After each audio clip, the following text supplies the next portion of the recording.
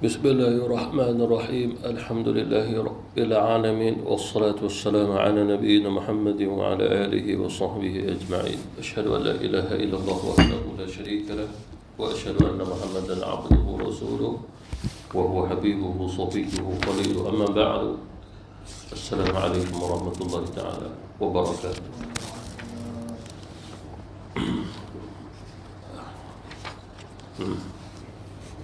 Ayat yang ke-142 ni masuk juzuk yang kedua, surah Al-Baqarah. Qala Allah Ta'ala fi kitabil aziz, a'udzu billahi minasy syaithanir rajim. Sayaqulu as-sufaha'u minan nasi ma wallahum 'an qiblatihim allati kanu 'alayha قل لله المشرق والمغرب يهدي من يشاء إلى صراط مستقيم وكذلك جعلناكم أمة وسطا لتكونوا شهداء على الناس ويكون الرسول عليكم شهيدا وما جعلنا القبلة التي كنت عليها إلا لنعلم من يتبع الرسول ممن ينقلب على عقبيه وإن كانت لكبيرة إلا على الذين هدى الله وما كان الله ليضيع إيمانكم إن الله بالناس لرؤوف رحيم. صدق الله العظيم. Firman Allah Subhanahu wa taala pada ayat ke-142. Sayaqulu subaha'u minan nas, telah berkatanya orang-orang yang jahil. Salah satu as-subaha maksudnya adalah orang yang jahil. Salah satu sifat bodoh adalah jahil. Salah satu sifat jahil adalah bodoh. Tetapi kata ulama, yang dimaksudkan firman Allah Subhanahu wa taala, jahil yang dimaksudkan adalah tidak mengenalnya kalam Allah Subhanahu wa taala. Kerana Rasulullah sallallahu alaihi wasallam dia baca Quran daripada Allah, bukan daripada dia. Seperti mana firman Allah Subhanahu wa taala, "Kadzalika arsalnaka bi ummatin qad khalat min qabliha litatlu 'alaihim alladhi awhayna ilaik." Demikian itulah kami telah Kadzalika arsalnaka bi ummatin qad, demikian itulah kami telah mengutusmu ya Muhammad pada satu umat. Maknanya Rasulullah diutus oleh Allah untuk umat yang terakhir, umat 70. Kita ni umat yang 70. Di mana telah diutus juga para utusan pada umat-umat yang terdahulu. Min qabliha mana dulu-dulu pada umatnya ada utusan daripada Allah, iaitu Rasul. Rasul-rasul yang diutus oleh Allah Subhanahu wa taala kepada mereka. Litajlu 'alaihim alladhi awhayna ilaik, agar engkau ya Muhammad bacakan apa yang diperintah oleh Allah daripada wahyu yang diwahyukan oleh Allah Subhanahu wa taala kepadamu. Dan begitu juga para nabi, para rasul yang diutus oleh Allah juga baca apa yang diperintah oleh Allah. Baca. Lalu Rasulullah sallallahu alaihi wasallam menyatakan bahawa Allah Subhanahu wa taala telah memerintahkan kepada kami untuk salat menghadap ke Kaabah. Di situlah kiblat. Itu daripada Allah Subhanahu wa taala, seperti mana ayat telah kita pelajari tentang perintah daripada Allah untuk menghadap. Ketika mana salat menghadap ke arah kiblatnya, di situlah Baitullahil Haram ataupun di situlah Kaabah. Bukan menunjukkan Allah Subhanahu wa taala pada arah Kaabah, tidak juga Allah Subhanahu wa taala pada arah kiblat itu sendiri. Tapi kata ulama kita, Allah Subhanahu wa taala perintah agar hati kita tidak berpaling. Mesti ada satu titik, satu fokus sesuatu pada Allah Subhanahu wa taala. Sekiranya Allah Subhanahu wa taala memerintahkan kita untuk solat menghadap mana saja yang kita nak, nescaya hati kita pun akan berpaling seperti mana kita menghadap tadi. Seperti mana solat, sekejap di depan, sekejap di belakang, berpusing-pusing arahnya. Maka seperti itu jugalah hati seseorang akan berpusing-pusing juga. Maka Allah Subhanahu wa taala memerintahkan kita untuk pusatkan akan penghadapan kita kepada Allah Subhanahu wa taala tidak lain di situ, menunjukkan kepada tawajuh kita kepada Allah Subhanahu wa taala atas perintah Allah, dan bukan menunjukkan dia berada di situ. Itu muktamad dari akidah Ahlussunnah wal Jamaah. Sebagian lagi kata ulama-ulama kita, saya qulu sufaha, menunjukkan kepada orang-orang yang kurang dan tidak cerdik orangnya. Apa maksudnya? Barang siapa yang mengkritik apa yang telah diperintah oleh Allah Subhanahu wa taala, maka dikatakan adalah orang yang kurang cerdik, tidak ada kebijaksanaan, tidak ada kepandaian pada dia. Ayat ini dikaitkan pada orang Yahudi. Ini menunjukkan bahawa orang Yahudi bukan orang yang cerdik, bukan orang yang pandai, tidak juga mereka termasuk orang-orang yang mempunyai kebijaksanaan. Allah Subhanahu wa taala menghina mereka dengan kalimat as-sufaha, orang jahil, orang bodoh. Ini daripada Allah Subhanahu wa taala dan bukan daripada lidah Rasulullah sallallahu alaihi wasallam. Minan nas, di kalangan manusia. Hanya saja Allah Subhanahu wa taala tidak mengkhususkan di kalangan minal yahud, di kalangan orang Yahudi.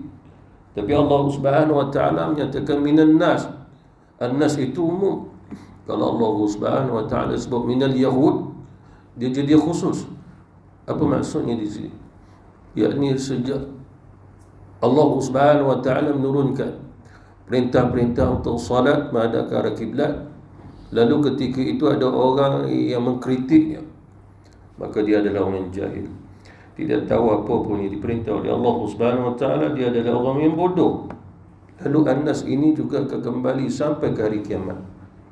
Maknanya sampai hari ini apabila ada saja orang yang mengkritik tentang apa yang diperintah oleh Allah Subhanahu wa taala, dia termasuk juga as-sufaha di sini.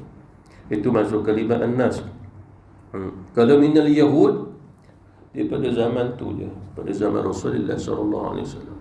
Tapi kalau sekiranya minan nas, sampai hari kiamat. Oleh kerana itulah kata Rasulullah sallallahu alaihi wasallam, bukanlah orang yang bodoh kalau dia menyembah Allah, beribadah kepada Allah, lalu itu bukan orang bodoh. Kata Rasulullah, orang yang bodoh adalah orang yang enggan beribadah kepada Allah Subhanahu wa taala.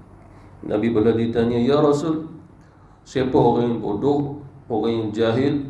Lalu kata Rasulullah, itulah orang yang enggan beribadah kepada Allah Subhanahu wa taala. Seperti mana juga di kalangan orang-orang Yahudi, mereka menyatakan mereka ahli ibadah, tetapi ahli mereka dirugikan oleh Allah Subhanahu wa taala atas segala bentuk ibadahnya kepada Allah disebabkan dua perkara yang besar. Yang pertama, iman mereka itu tidak sah. Yang kedua adalah menolak keimanan kepada baginda Rasulullah. Maknanya sebelum baginda Rasulullah diutus di imannya dah tak sah. Iman di kalangan orang Yahudi itu sendiri tidak sah. Maknanya apa maksud di sini? Sebelum Allah Subhanahu wa taala utus Nabi Muhammad, mereka ada kitab samawi, kitab Taurat. Bagi orang-orang Nasrani ada kitab Injil. Dan dikatakan mereka juga adalah orang yang beriman, tapi kebanyakan mereka iman mereka tidak diterima oleh Allah sebelum diutus Nabi Muhammad. Setelah Allah Subhanahu wa taala mengutus Nabi Muhammad, maka bertambah lagi kekufuran mereka terhadap hal ehwal iman, disebabkan mereka mengenal Rasulullah sebagai Nabi terakhir melalui Taurat dan juga Injil, tapi mereka menolaknya secara terang-terangan. Mereka menolaknya. Bahkan mereka mengatakan Allah Subhanahu wa taala tidak pernah memerintahkan kami untuk beriman kepada Muhammad, beriman kepada Quran. Padahal Allah Subhanahu wa taala menyebutnya berulang kali di dalam Al-Quran, di dalamnya Taurat dan juga di dalamnya Injil. Oleh kerana itulah Allah Subhanahu wa taala melaknat mereka, dan juga Allah Subhanahu wa taala menyatakan mereka adalah golongan-golongan yang sesat, ghairil maghdubi alaihim waladdallin. Persoalannya lagi, mengapa Allah Subhanahu wa taala dalam ayat ni sehingga mengatakan mereka as-sufaha? Mereka tu sangat bodoh orangnya, tidak ada kecerdikan, tidak ada kebijaksanaan, seolah-olah mereka berbicara tanpa menggunakan akal yang diistimewakan oleh Allah untuk berfikir. Kalau sekiranya mereka itu tidak menerima, tetapi jangan mengkritik, jangan menghina, jangan menolak. Itu sebenarnya fitrah manusia. Bila manusia mengakui dia lemah, maka dia tidak akan bercakap apa-apa kerana kelemahan pada akal dia. Tapi apabila dia mula mengkritik, itu yang Allah Subhanahu Wa Taala kata, as-sufaha orang ni. Ini adalah orang yang bodoh, kata Allah Subhanahu Wa Taala. Lalu baru soalannya, mengapa dikatakan oleh Allah Subhanahu Wa Taala kepada mereka sebagai manusia yang bodoh, orang-orang yang bodoh, orang yang kurang akalnya, kerana mereka berkata, ma wallahum an qiblatihim allati kanu 'alaiha. Apakah yang memalingkan mereka, iaitu umat Islam, yakni daripada kiblatnya. Kiblat kita dulu adalah Baitul Maqdis, dan hendaklah kita ketahui kiblat para Nabi Rasul dulu adalah Baitul Maqdis juga, selain daripada kiblat di Masjidil Haram. Bahkan sebagian ulama mengatakan kiblatnya Nabi Ibrahim AS dua juga, Baitul Maqdis dan juga adalah Masjidil Haram, ataupun kita kaitkan di situ adalah Kaabah. Sebelum Nabi Ibrahim AS diperintah oleh Allah untuk membina Kaabah, jadi kiblat dia Baitul Maqdis. Setelah Nabi Ibrahim dah membinakan Kaabah, Allah kata itu adalah kiblat bagi kamu. Maka Nabi Ibrahim pun berkiblatkan akan Baitullahil Haram. Jadi kiblatnya para Nabi, para Rasul kemudiannya, sebab semua para Nabi, para Rasul diperintah oleh Allah pergi sampai ke Baitul Maqdis. Sebab itu masjid yang ketiga, masjid yang kedua dalam bumi. Masjid yang pertama kata Rasulullah adalah Masjidil Haram, masjid yang kedua adalah Masjidil Maqdis ini ataupun Masjidil Aqsa, dan juga masjid yang ketiga adalah Masjid Nabi. Cuma Masjid Nabi tidak menjadi tempat arah kiblat, tapi di situ ada kiblataini, ada dua kiblat.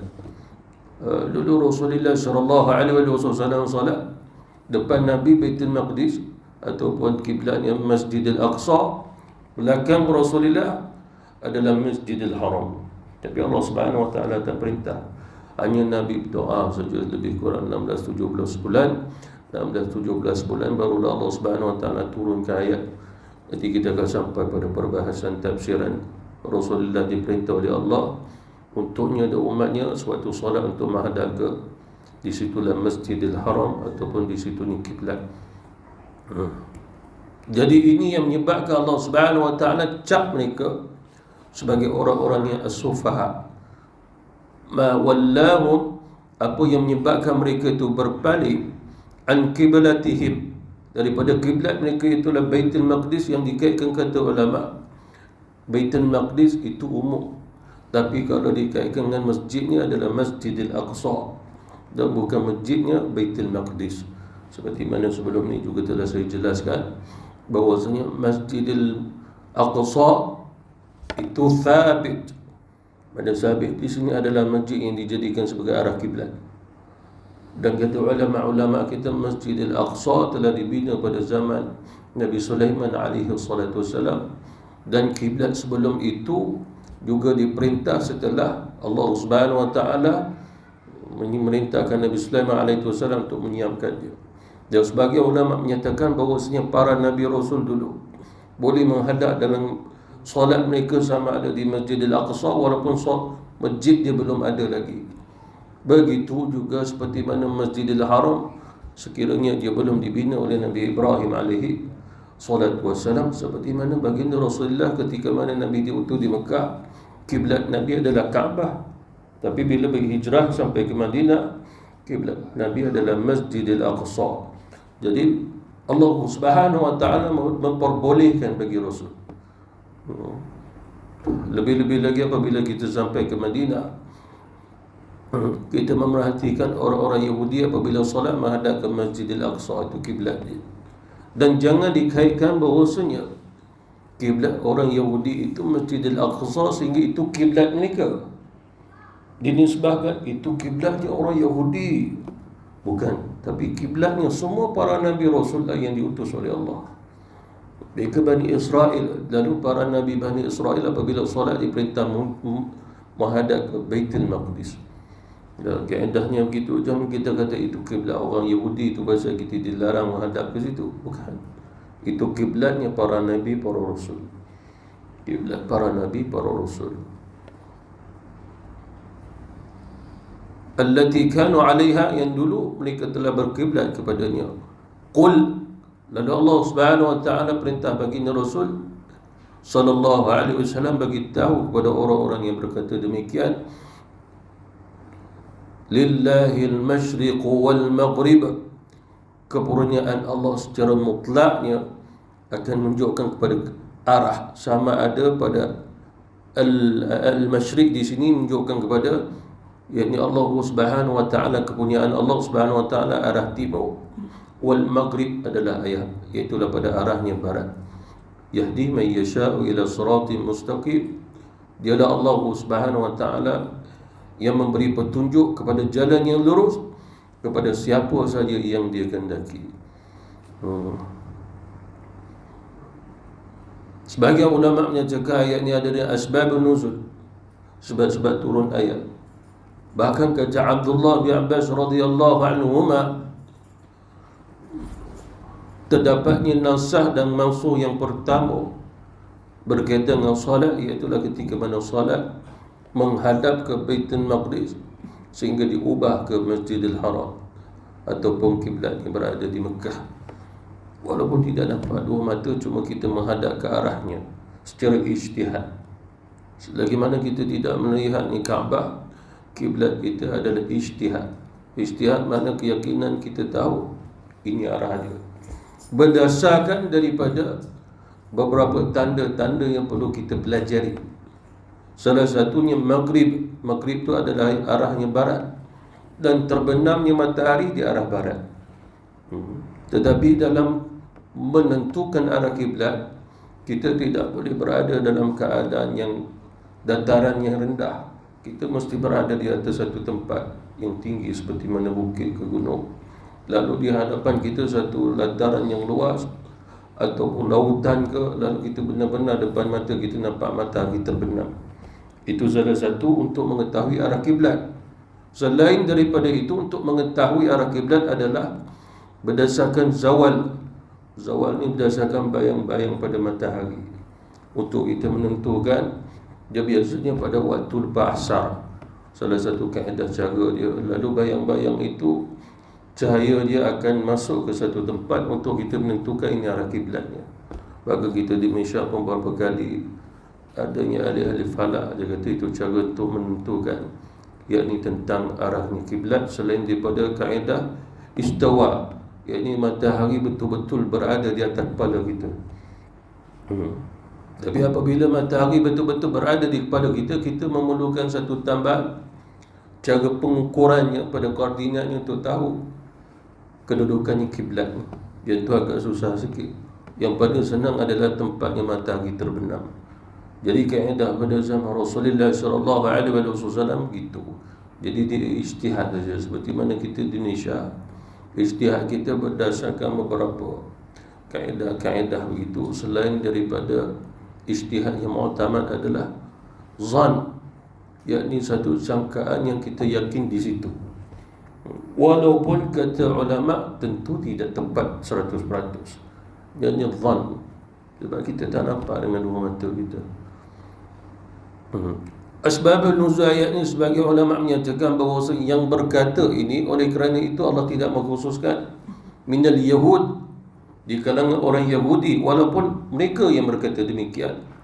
Tapi Allah Subhanahu wa taala menyatakan minan nas, disebabkan orang-orang munafik juga berkata demikian. Jadi nasah dan mansukh yang pertama dalam Islam tentang salat adalah tentang arah kiblat. Itu pun lepas tahun, kata Abdullah bin Abbas. Dan nasah mansukh yang pertama dalam Quran pun dalam surah Al-Baqarah, ada kaitan tentang pengubahan kiblat sendiri. Selain daripada jumlah rakaat, selain daripada bacaan-bacaan dalam solat, itu pada perubahan. Disebabkan Rasulullah apabila sampai di Madinah, solat subuh 2 rakaat, solat zuhur 2 rakaat, solat asar 2 rakaat, solat maghrib 3 rakaat, solat isyak 2 rakaat aja. Semua 2 kecuali maghrib 3. Dan di dalam solat boleh berbicara, seperti mana contoh kalau dia datang ditanya kawan sebelah, mat ni rakaat pertama ke rakaat kedua? Baru masuk rakaat pertama, alhamdulillah. Mat ni rakaat ke berapa? Rakaat kedua. Dia alamak tertinggal satu rakaat. Dia boleh berbicara dengan teman dia. Sampai peringkat bagi salam pun boleh. Salam, Allahu Akbar. Oh, tahu kawan semua. Assalamualaikum. Waalaikumsalam. Bahkan Rasulullah sallallahu alaihi wasallam solat. Lalu datang sahabat masuk masjid, nampak Nabi. Pergi ke Nabi yang sedang solat. Assalamualaikum ya Rasulullah. Nabi jawab dalam solat. Waalaikumsalam warahmatullahi wabarakatuh. Assalamualaikum ya Rasulullah. Nabi jawab salam. Dia belum mansuh lagi, belum dihapuskan hukum untuk berbicara, jawab kan salam dalam solat. Tidak membatalkan solat. Berubah setelah Rasulullah satu hari Nabi solat, datang sahabat kebiasaan mesti bagi salam kat Nabi, sebab pada ketika itu bagi salam kat Nabi kalau nampak Nabi wajib. Waktu tu belum ada selawat yang kita baca, selawat Ibrahimiyah. Wajib bagi salam atas Rasulullah, dan belum lagi dikenal dengan selawat. Selawat itu umum ada, yang khusus untuk baca dalam solat tu belum. Banyak selawat yang diajar oleh Rasul, yang panjang-panjang pun ada. Yang kita baca selawat dalam solat Ibrahimiyah tu pendek sebenarnya.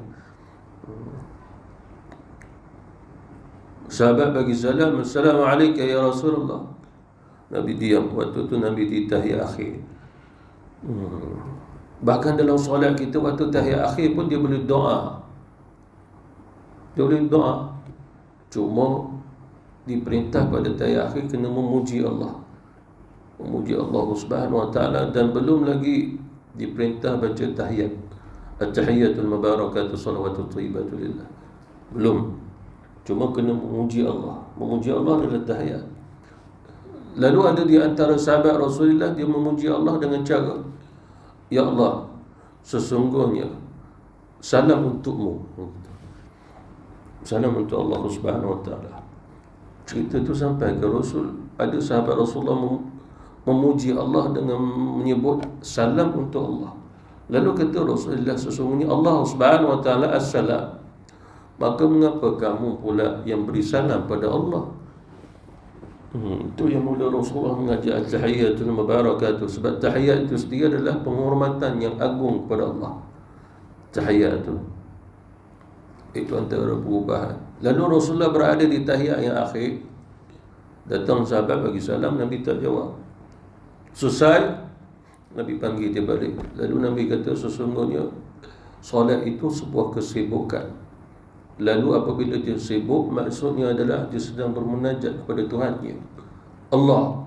Lalu bila orang yang di luar nak berbicara dengan orang yang solat, maka dilarang. Dia peringkat demi peringkat sehingga dilarang untuk berbicara dalam solat. Sehingga turun ayat qad aflahal mu'minun alladzina hum fi salatihim khashi'un. Masuk khusyuk adalah memutuskan hubungan berbicara ni, cakap-cakap dengan orang teman dia. Tak ada lagi. Bahkan dulu pada awal kita solat sampai ke Madinah, Rasulullah apabila dia solat, kebiasaan Nabi sedang solat ni, jadi imam, para sahabat akan tengok Rasulullah melihat langit. Solat tu solat, Nabi tengok langit. Turun ayat qad aflahal mu'minun alladzina fi salatihim khashi'un. Al-khashi'un, khashi', merendahkan. Lalu Nabi pun tunduk. Lalu kata ulama, tunduknya Nabi ada dua. Satu adalah Nabi memandang ke arah sujudnya. Yang kedua tunduk tidak semestinya pada arah sujud, asalkan kepala ditunduk saja. Gitu. Itu sunnah dalam solat. Dalam mazhab Maliki berfatwa sunnah sewaktu dia solat, pandangannya pergi ke tempat kiblat ke situ, dia terus tengok ke depan.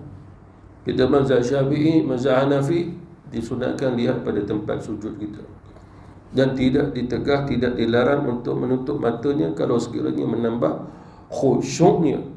Hanya dilarang jangan berterusan agar dia mengetahui kiblatnya lagi. Sebab kalau dia tutup je mata, takut berpaling pada kiblat, ataupun mungkin dia cicak jatuh tempat sujud dia, dia tak perasan, dia sujud atas tu, maka membatalkan solat dia sebab dia menanggung najis. Ataupun pakaiannya terkena najis, dia tak perasan kerana menutup mata dia. Itu saja yang dilarang. Tapi ulama mengatakan secara umumnya tidak dilarang bagi seseorang menutup matanya di dalam solat kalau menambah khusyuk di dalam solat tersebut. Banyak lagi sebenarnya perubahan-perubahan, termasuklah bacaan dalam solat. Dulu-dulu kita solat, kita boleh baca apa saja, bahkan terbalik ayatnya pun boleh, asalkan Quran. Itu bahasa Rasulullah sallallahu alaihi wasallam. Ada kalanya Rasulullah baca surah An-Nisa dulu, lepas tu surah Ali Imran. Tapi maksud bacaan surah bukan bacaan itu, surah itu telah sempurna turun. Sebab wahyu belum turun semua, cuma baca ayat-ayat yang dikaitkan. Ayat ni ada dalam An-Nisa, ayat ni dalam surah Ali Imran. Bila Quran dah sempurna turun, Rasulullah kembali bertalaki dengan Jibril. Setiap Ramadan akan khatam. Lepas tu Rasulullah akan baca kepada para sahabat secara khusus untuk menentukan surah pertama, surah yang kedua, Fatihah dulu, lepas tu Al-Baqarah, Ali Imran, An-Nisa, Al-Ma'idah, seterusnya. Tapi Rasulullah SAW tak tunjuk semua. Yang lain-lain adalah ijtihad para sahabat Rasul. Antaranya adalah Zaid bin Thabit. Zaid bin Thabit itu penulis wahyu. Dia dengan ijtihad dia lah yang menyusun satu surah. Sebab kalau ikut pada mushafnya Sayyidina Ali dia akan baca Iqra' bismi rabbikal ladzi khalaq. Sebab tu kiranya wahyu pertama, makna dia ikut pada nuzul. Baca Quran dalam solat ikut nuzul, mana yang turun dulu. Itu Quran Sayyidina Ali. Syiah pakainya itulah. Quran Zaid bin Thabit dia pakai pada tertib surah-surah dan bukan pada tertibnya nuzul. Maka Rasulullah bacakan kepada Zaid bin Thabit dengan surah-surah yang saya sebutkan tadi, sehingga disusunnya seperti mana yang kita baca sekarang. Itu juga disusun oleh Zaid bin Thabit. Hanya saja Zaid bin Thabit tidak pernah menyusun macam kita susun dengan huruf begini, khat begini, ada muka surat, ada nama surah, ada juzuk. Tidak, itu adalah kemudian itu antara ulama-ulama yang menyusunnya. Disebabkan tidak ada riwayat menyebut Quran 30 juzuk. Tidak. Tapi ulama yang membahagikan, dan kita setuju dengan pembahagian tersebut. Yang ada dalam hadis adalah 114 surah itu ada. 114 surah itu ada. Tetapi berkaitan juzuk pertama, juzuk yang kedua, muka surat 1, muka surat 2, tidak ada. Kita mengambil pada qiraah, bacaan, dan kita bukan mengambil pada khat. Itu muktamad kata ulama, disebabkan khat pada zaman Zaid bin Thabit. Hari ini kita tak boleh baca. Itu khatnya khat kufi, khat awal dulu, dan kita tak boleh membacanya. Tak ada titik, tak ada baris. Dan kalimah setiap huruf masih lagi berasingan, tidak sambung ke situ. Contoh eja Allah saja, alif lam lam ha tu, lam dengan lam tu dah tak bersambung tu, belum bersambung lagi. Bahkan ta'lamun, ya'lamun, kathira, kabira, tak ada titik. Kalau tak ada titik, kita ambil tirulah buat khatnya, cuma nak baca kathira ke kabira. Lalu oleh kerana itu memerlukan qiraah, bacaan. Jadi para sahabat membacakan ini kena dibaca kabira.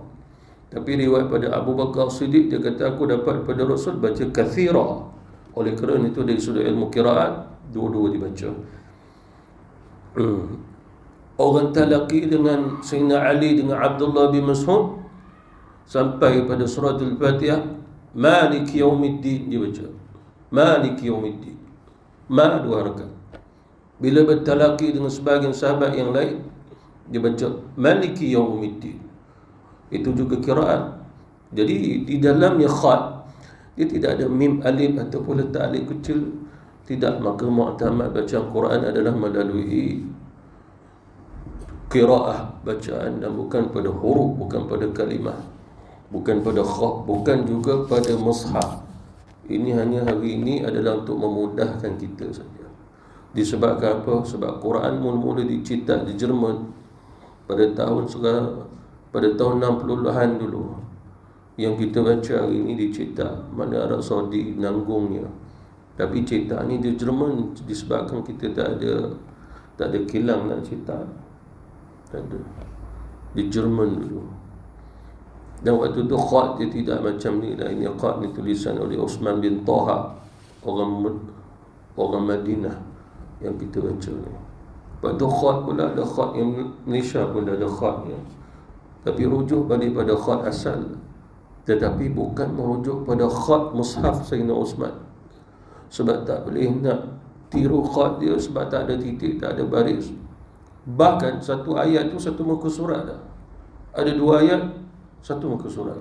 Tu pasalnya Quran yang dilihat, Quran yang kita tengok, Quran Sayyidina Osman tebal macam ni.